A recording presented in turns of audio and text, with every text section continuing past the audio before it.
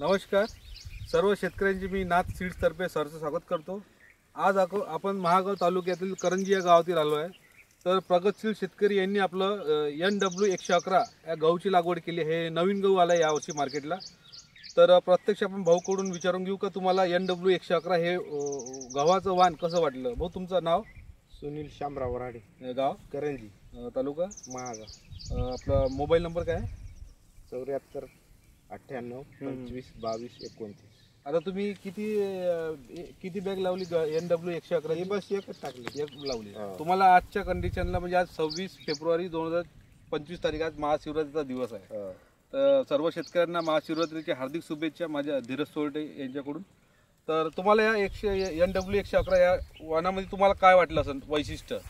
या वाणाचं वैशिष्ट्य असं आहे साहेब की याला फुटवे भरपूर आहेत।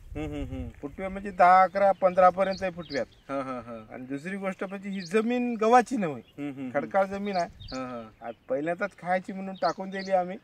अमोलभाऊ तगडपल्लीवर स्वराज कृषी केंद्रावाल्यानं आमचे म्हणजे खातं आहे त्याच्याकडे, त्याने आम्हाला हे खाण्यासाठी दिली। पण हिची व्हेरायटीची क्वालिटी सांगायची म्हणलं तर हिची फुटवे आणि हिची ओंबी ओंबी पाहू शकता, खूप मोठी आहे ओंबी की म्हणजे टिचूबर असल्याने आहे। असं वाटत नाही की यार या रानात एवढी ओंबी पडायला पाहिजे दुसऱ्या व्हेरायटीची। तुमची जमीन कशी आहे की? एकदम हलकी आहे, लेवल केलेली जमीन आहे। लेवल केलेली जमीन मग 2 वर्ष झाली घेतली। आता लेवल करून म्हणजे आता पेराव काम घरी खायसाठी पण एकच बॅग पेरली। मागच्या वर्षी 3 बॅगा पेरल्या, 12 क्विंटल झाला होता। आणि आता या एका बॅग मध्ये पाऊण एकर रानात मला तरी वाटते 10 ते 11 क्विंटल व्हायला पाहिजे। आणि तुम्हाला तसा मी पुन्हा एकदा तुम्हाला काढते वेळेस बी व्हिडिओ काढून पाठवतो। ठीक आहे नक्की व्हायलाच पाहिजे, कारण 12 ते 15 फूट व्याहतर आणि ओंबीची याच्यात संख्या जवळपास 70-80च्या जवळपास दाना असायला पाहिजे। नाही 100% अशी व्हेरायटी पहिल्यांदा NW111 हे या वर्षी नवीन आलेलं वाण आहे की गव्हामध्ये। तर खूप लोक आमचं मोहन वंडर लावतात, त्यासोबत आता NW111 आपण खायला तुमच्या यानं सांगा, खायला अतिशय सुंदर आहे। तुम्ही जर उत्पन्न घ्याल तेव्हा तो अजून आपण मी येईन तुमच्याकडे।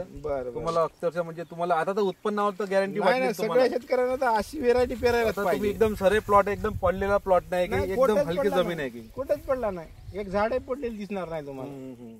आम्हाला स्वतः शेतकऱ्यांनी बोलवलं, त्यांनी सुद्धा व्हॉट्सअपवर फोटो टाकला। तर आम्ही प्रत्यक्ष NW111 या वाणाची पीक पाणीला आलो होतो कार्यक्रमाला।